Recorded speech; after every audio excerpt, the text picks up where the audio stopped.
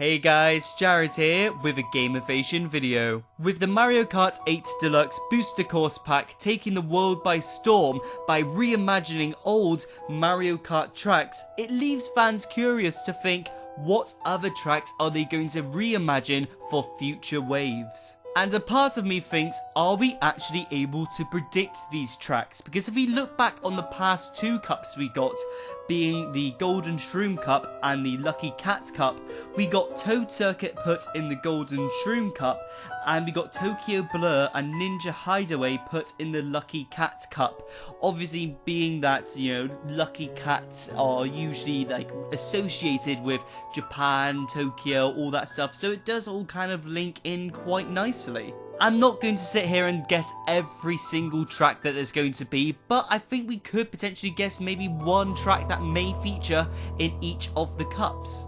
If you're new here, then be sure to subscribe to the channel and like the video, as it helps me out more than you can imagine. Okay, so let's start off with the Turnip Cup. Now, considering that the only character we really ever see using a turnip is Princess Peach, it would make sense to see a Princess Peach track in this cup. We see Princess Peach using a turnip in Smash Bros, in old Mario games, so we could see a level, or a track should I say, like Peach Garden or Peach Beach. I'm personally leaning a little bit more towards Peach Garden, just because it's kind of more sort of plant-based turnip, you know what I mean? Moving on to the Propeller Cup, I think that we're going to get a level that's going to be based in the sky, as obviously when you use the propeller, you shoot straight up into the air. So I'm going to suggest Airship Fortress, as that kind of makes sense really. You propel into the sky and you end up on an Airship Fortress. It just adds up, to be honest. Now moving on to the Rock Cup, and I was having to think of levels that have mountains in, and then I suddenly thought of DK Mountain. Kind of suits the whole Rocky vibe. You have boulders coming down the mountain.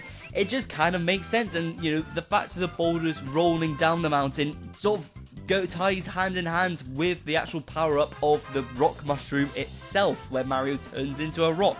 I think that makes logical sense if you ask me. Now we have the Moon Cup, and I think we're either going to get Moon View High for fairly obvious reasons, or we could get the New York level from Mario Kart Tour, because New York is often kind of related to the moon and stuff, and I may be grasping at straws a little bit there, but I could see either one of these two tracks featuring in this cup because they're both somewhat moon related. Haha. And now we have the Apple Cup, and since Yoshi is the only animal that really eats the apples in the Mario universe, it would make sense to have a Yoshi-style level. Now, we've already got Yoshi Circuit, so it makes sense that we might get Yoshi Falls. It's a kind of a fan favourite track, and it would go hand in hand being in the Apple Cup. Now, I apologise if I sound like I'm stereotyping for this cup, but for the Boomerang Cup, I feel as if we could see Sydney Sprint. Obviously being based in Australia, and Australia really is the only country that is associated with boomerangs. I could very easily see those two coming together quite nicely.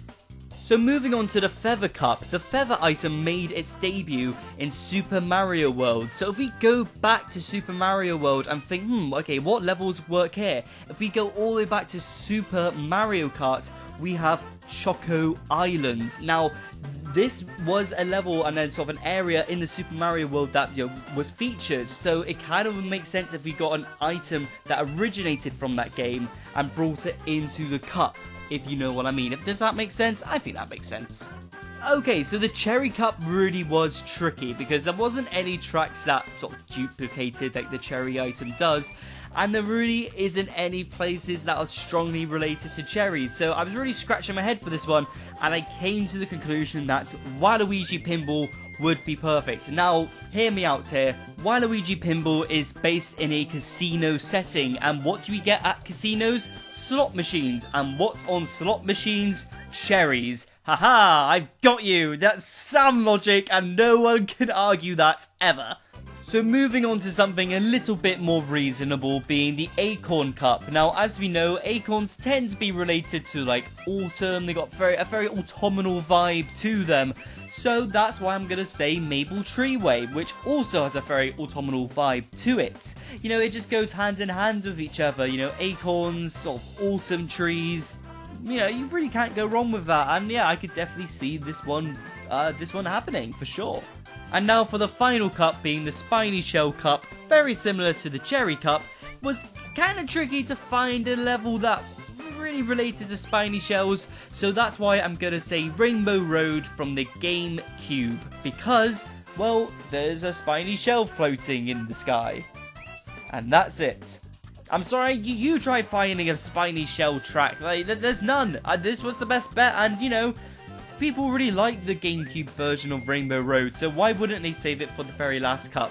But what do you guys think of my theory? Do you agree with what I'm suggesting, or do you perhaps disagree with what I'm suggesting? Be sure to let me know in the comment section below, and be sure to subscribe for all things Nintendo.